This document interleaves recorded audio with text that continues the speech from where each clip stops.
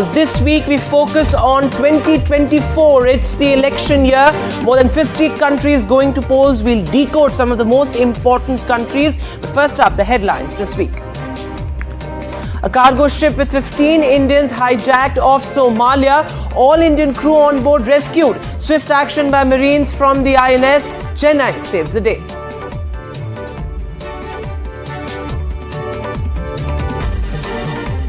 And the 2024 poll season kicks off with Bangladesh. Bangladesh votes after violence hit campaign. Bangladesh's key opposition party boycotts the polls. The big question, will Dhaka shrug off the unfair poll charge? The Pakistan polls are postponed. The Senate passes a resolution. Pakistan lawmakers cite security and weather concerns. And India's big power play in Nepal to counter China. Kathmandu to supply 10,000 megawatts of hydropower to India over the next 10 years. Jaishankar inks key deals with Nepal and also visits the Pashupatinath temple. The big concern abroad, another Hindu temple attacked in California and the US. The Hindu American Foundation claims that the temple was smeared with pro-Khalistan graffiti. Elections in the UK. Rishi Sunak rules out the possibility of the polls in May. He eyes the second half of the 2024. The big question, will buying time help Labour Party buck anti-incumbency? Sri Lanka denies docking permission to Chinese spy ship and enforces a one-year ban. A big diplomatic and strategic win for India. And what an impassioned appeal. New Zealand's youngest MP's plea breaks the internet. The MP's speech is going viral.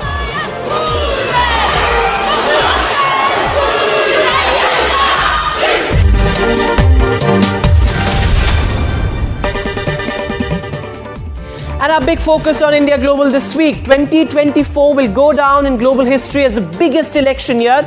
More than 60 countries will go to presidential, legislative and local polls. These elections will shake up the global order, redefine democracy in the world and change the fate of more than 60 billion people. New governments will rise in more than half of the world and a new geopolitical reality will be born. From the biggest global powers, the UK and the US, to our immediate neighbours, Pakistan and Bangladesh, these elections across the globe will have far-reaching consequences for India. With our own country, the world's largest democracy, also voting in the massive multi-day polls. But how high are the stakes? Well, let me take you through some absolutely startling numbers that will reveal the reality of these polls. Well, more than half of the world will be voting in these elections, which means 41% of the global population will be casting their ballot. 50 countries are going to the polls. 2 billion voters will be getting their fingers inked and there are 1 million candidates in the fray, which means 42% of the global GDP is in question. But let's also look at the big ideas and what's at stake. It's truly a milestone year for world democracy. And well, of course, India, our own country, will go to polls. The world's largest democracy will be voting in a massive multi-day election. And then our immediate neighbour Pakistan will also go to polls, though the polls have been postponed. And there the big question will be, whether the army will call the shots or will it be a truly free and fair election.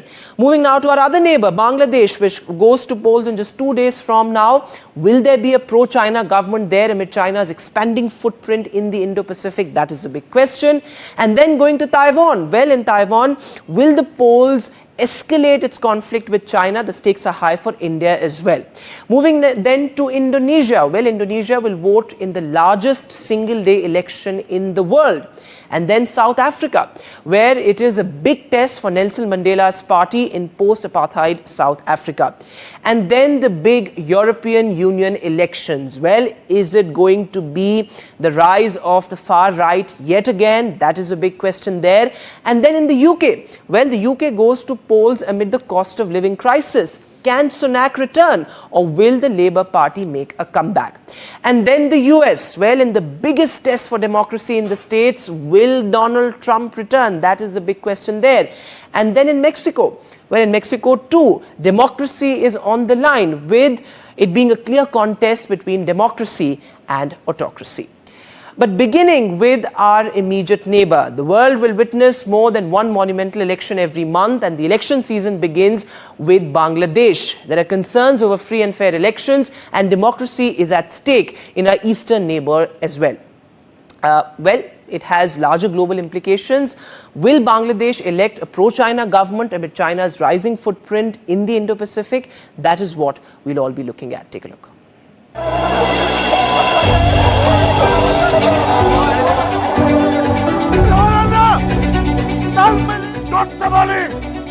মানুষকে vote দিতে দেবে না, নির্বাচন বন্ধ করবে, এত সাহস কোথা থেকে পায়? The world's longest serving female head of government is set to extend her rule. উন্নতি হচ্ছে। Bangladesh will go to the polls on January 7th, and most likely, the 76-year-old Prime Minister Sheikh Hasina will emerge as winner. With the main opposition parties boycotting the poll and many of their leaders in jail, the ruling Awami League is all set to be re-elected for a fourth straight parliamentary term. The Bangladesh Nationalist Party, or the BNP, the main opposition party, says it has no faith that Sheikh Hasina will hold a free and fair election.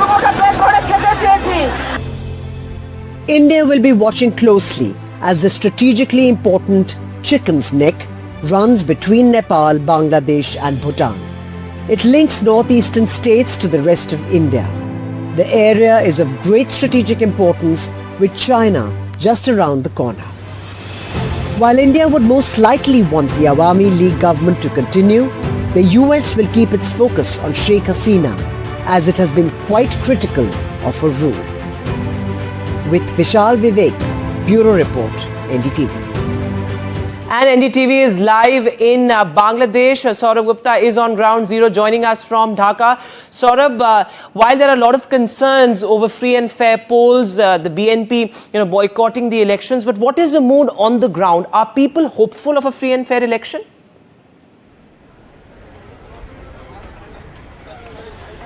Well, that depends on who you ask that question to. And of course, there are always two conflicting views and two conflicting opinions depending on, the allegiance that an individual has. But given the fact that there are going to be elections, there are certain, of course, standards of democracy that are going to have to be met. And there are observers, and there are, of course, a lot of journalists, that have flown in to cover these elections and to really keep an eye on these elections and the questions that you raise. Now, obviously, there are a lot of people who feel that, the idea of a caretaker government is not something that perhaps is viable.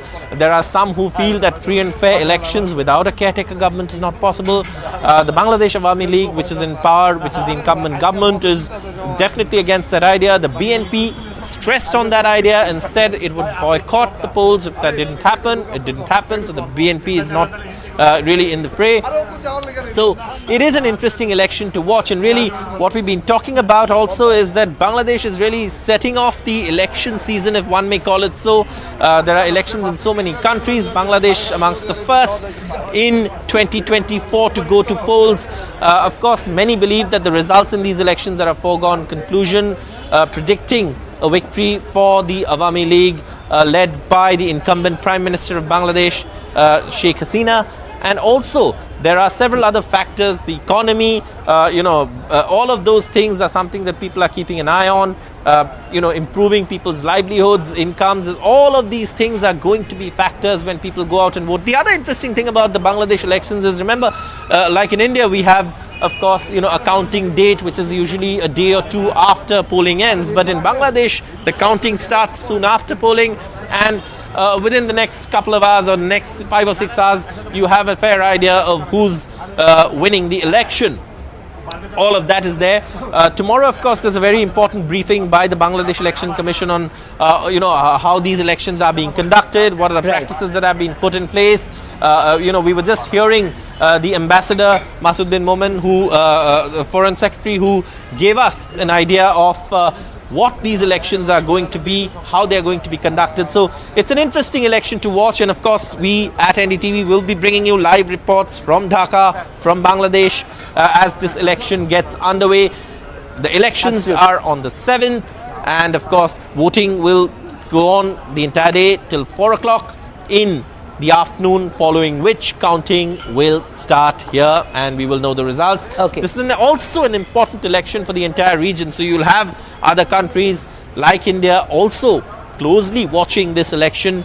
Bangladesh is an extremely important partner for India, and therefore a lot is at stake, not just for Bangladesh but for the neighborhood in these elections. Absolutely, a lot is at stake, Saurabh. As you said, some concerns there as well, and it's so important for democracy to prosper in our neighborhood. Thanks, Saurabh, for joining us with that update. But moving now from our eastern neighbor to the one always on the brink in the west. Well, in Pakistan, it's going to be another chapter in its ever turbulent politics. Will it be a clash of the arch rivals? Well, both Imran Khan and Nawaz Sharif find themselves in a precarious situation. But the bigger question is, will it truly be a free and fair election? Or will elections be held at all, given that a resolution has now been passed to postpone the elections owing to bad weather and security? But if elections are held at all, how high are the stakes and what all is on the line? Take a look at this report. An unprecedented arrest and a dramatic homecoming in the run-up to the big general elections. आपका मैं दिल से शुक्रिया अदा करता हूं कि आप जिस तरह मेरी कॉल पे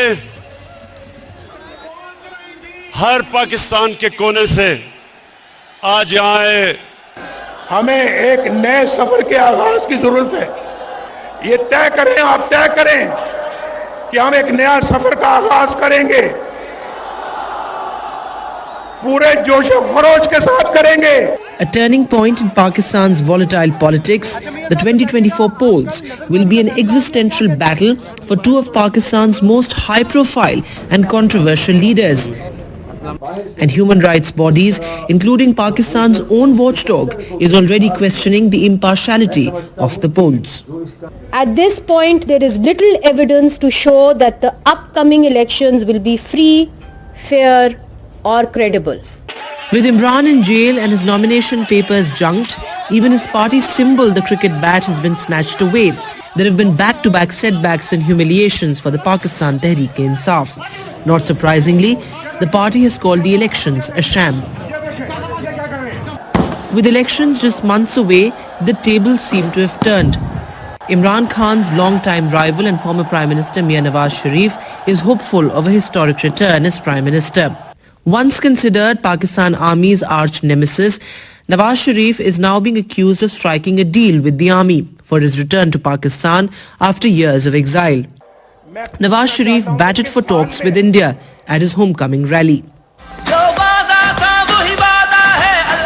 While the judiciary is yet to decide if Sharif can contest polls, his brother Shehbaz could return as premier. An economy in tatters, militancy resurfacing, and anger peaking among people. Another tumultuous chapter in Pakistan's ever-precarious polity is unlikely to impact India directly, with India's stand vis-à-vis terror and Kashmir firm and unwavering. Vedant Agarwal for NDTV. And joining me now on India Global, Meher Tarar, a senior writer, journalist and columnist from Lahore. Thanks very much, Meher, for joining us on India Global this week. My first question to you, well, there's a lot of buzz around elections in Pakistan, but everybody's concern is whether these elections will truly be free and fair because, after all, it will be the army calling the shots. The first question is whether the elections are going to take place or not. That is the fundamental question. Everything else is secondary. A lot of people, including me, do not believe that elections are going to be held on the 8th of February. I don't believe that. And the way things have been happening and the way this resolution has just come up in the Senate today and everybody seconded it. It's a resolution. It's not that it's... That's an important point you make there, Meher, because that resolution has been passed and now it's seeming more likely that elections will be postponed, could be postponed indefinitely as well. But this means that political instability in Pakistan will continue. What does it mean for Pakistan's economy? Because political instability, of course, means, a continued economic slowdown as well. Thing is, there's this misconception in Pakistan that whenever martial law, Pakistan is under martial law, the economy is kind of, picks up and things start to get better. There could be like a number of reasons for that, but that is the misconception in Pakistan. But in the last, as I said, in the last 1 year, nobody believes that this caretaker government is capable of taking care of the economy or putting it back in order. But I think they did realize that they need to have elections in the country. But now the two major parties, Pakistan People's Party and Pakistan Muslim League, who conspired to overthrow Imran Khan, now they are in a pickle too. Unless an election takes place, they are nowhere. It's not their prime minister in Islamabad. It's not their chief minister in Lahore, in Punjab, in Balochistan, or anywhere else. So that now that they have no idea how to handle this situation. Right, Meher, as you point out, well, another tumultuous chapter, another chapter in Pakistan's, turbulent politics, and it's never really good to have, such volatile politics in the neighborhood. But moving now from the neighborhood to the big global powers going to the polls. Well, in the United Kingdom, Rishi Sunak, who is particularly popular here for his Indian origin, is battling a series of high-profile resignations, scandals, and accusations of incompetence in handling the economy. This in the run-up to the big elections. The country is battling one of its worst cost of living crises, but it's also a bigger ideological battle. The controversies surrounding Sunak are really impacting his image as a vice politician. In fact, the Conservatives at large, are dealing with 13 years of incumbency, and the rival Labour Party is currently the pollsters' favourite. Now, these elections have ramifications for New Delhi as well. Now, Rishi Sunak and PM Modi's camaraderie is well known, and Rishi Sunak is also looking to clinch the free trade agreement with India by April. So, what does the return of the Labour Party actually mean? It will have wide-ranging ramifications. It's an ideological battle, a battle of personality cults as well.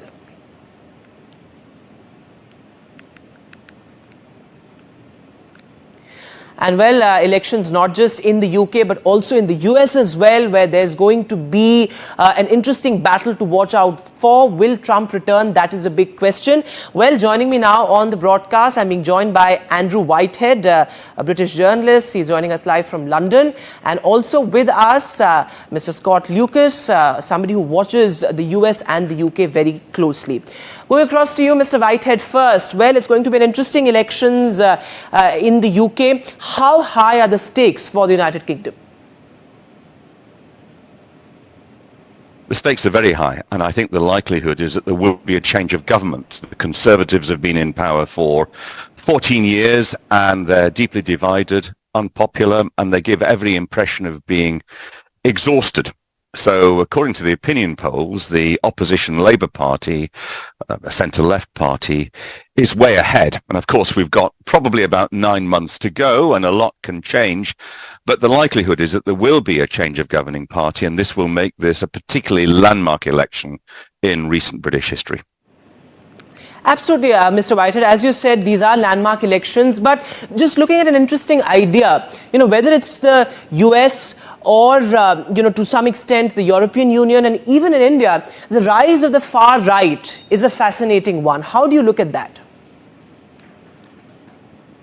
Well, the right has, in historic terms, been in the ascendant, and certainly Narendra Modi is part of that global picture, as has been Boris Johnson and certainly Donald Trump.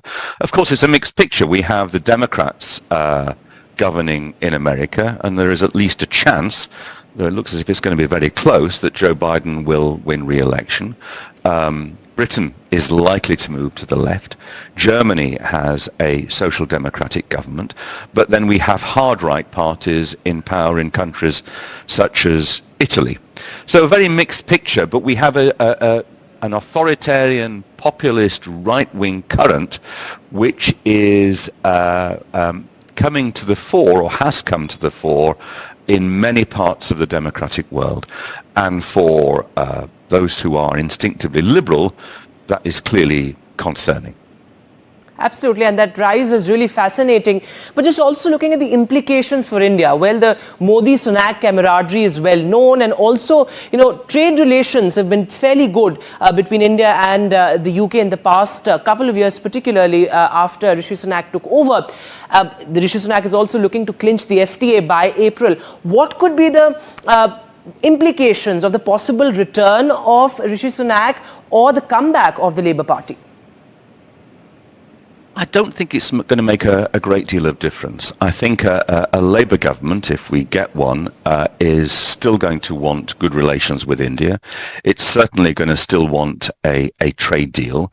It's possible that a Labour government will express more concern about what's happening inside India, the perceived threat to civic institutions and the situation of India's Muslims, the position in Kashmir.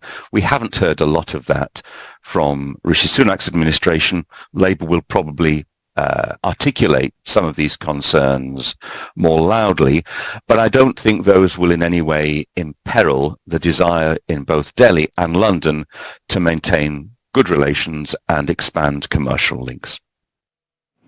All right, so fascinating elections there in the UK. Thanks, Mr. Whitehead. But moving now to the US. Well, the US is bracing for the biggest test for American democracy.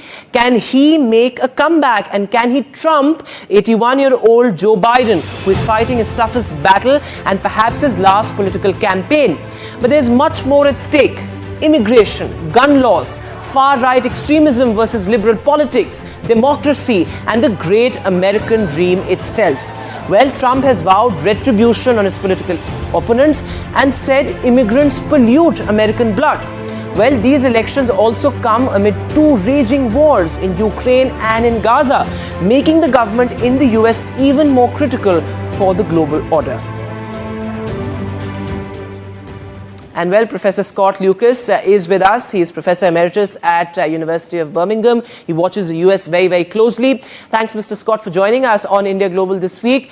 How important are these elections for global economy? Not just the UK, but elections in the US, elections in the European Union. How important are these elections in terms of their timing? Well, these polls come amid a global economic slowdown.